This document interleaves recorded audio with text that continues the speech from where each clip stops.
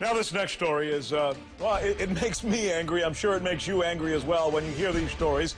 You can almost call it a protected racket. And I'm talking about televangelists. That's right. The ones who rake in billions of dollars a year on donations because they are nonprofit ministries. Don't even have to declare any of this stuff. The men of the cloth don't have to tell anybody just how much they make or even how they spend it. They don't even have to pay taxes. And now a Senate panel is investigating a money trail that leads straight into the pocketbooks of several of these televangelists. We're talking about lavish lifestyles here. Rolls-Royce, $2,000 suits. And that's just the tip of the un-Christ-like personal greed involved in some of these churches. Ole Anthony is the president of the Trinity Foundation.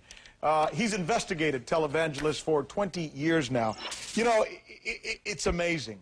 I mean, I'm a Christian, and I certainly believe in doing everything you can. And it doesn't mean that these guys aren't allowed to have a nice suit and a nice house and a nice car. But when you start talking about a Rolls-Royce and a several million-dollar home and private Lear jets and a $23,000 toilet, I mean, that's just over the pale, isn't it?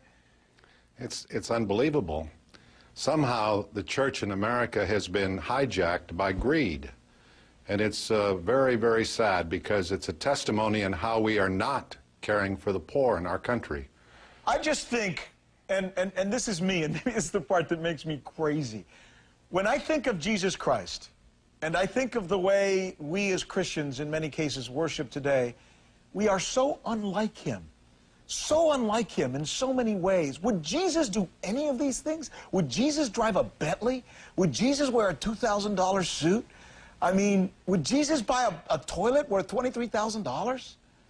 Well, how about would he live in a $12.5 million mansion, or fly a Citation 10 jet, or get plastic surgery for the man and woman so that they would appear nice on television?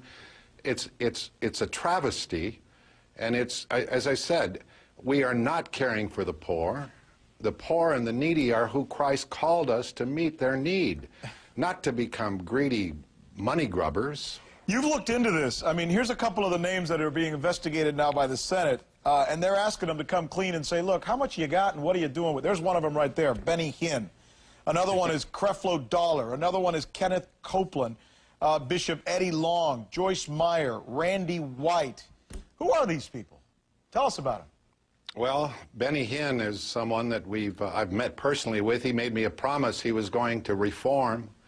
He was going to stop living in mansions and driving expensive cars. He said we have to re-examine our calling because some of the ancient saints lived in caves.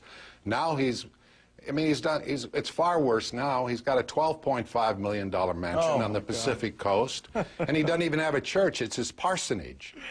You know what's amazing? Randy and Paula White are, you know, they just got a divorce. They probably argued over who had the best plastic surgery. It's a sham. And they say that they have a right to be prosperous, and that's exactly what Jesus would have wanted us all to do. They make it sound like it's wrong to not have money or not spend it. You know, we're going to stay on this.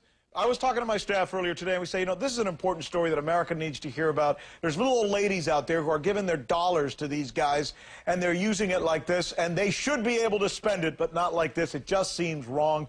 Ole Anthony, you're good to bring us this information. We're going to call you back. Is that cool? That's great. I appreciate it, man. Can I? Yep. Go ahead. You want to finish up? Go ahead. Well, there are many, many people in America that have been turned away from God by these men. And could I just say what I think God would say to these people? Please. He would say, "O stubborn and rebellious child, has my love no longer the power to melt your heart? Have you been driven away by those who claim to know me, but were filled with hypocrisy and greed and drunk with the stench of a death faith? Let the dead bury the dead. Let ignorance reproduce itself until it's weary of its own offspring. This is between you and me. You can no longer resist my spirit without suffering pain. Come back, all is forgiven." You know, it's not every day that we let somebody quote that kind of scripture here on this show, but you know what? I'm glad we did. I think it was the right time. Thanks again for being with us. We'll be right back. Stay with us. Thank you.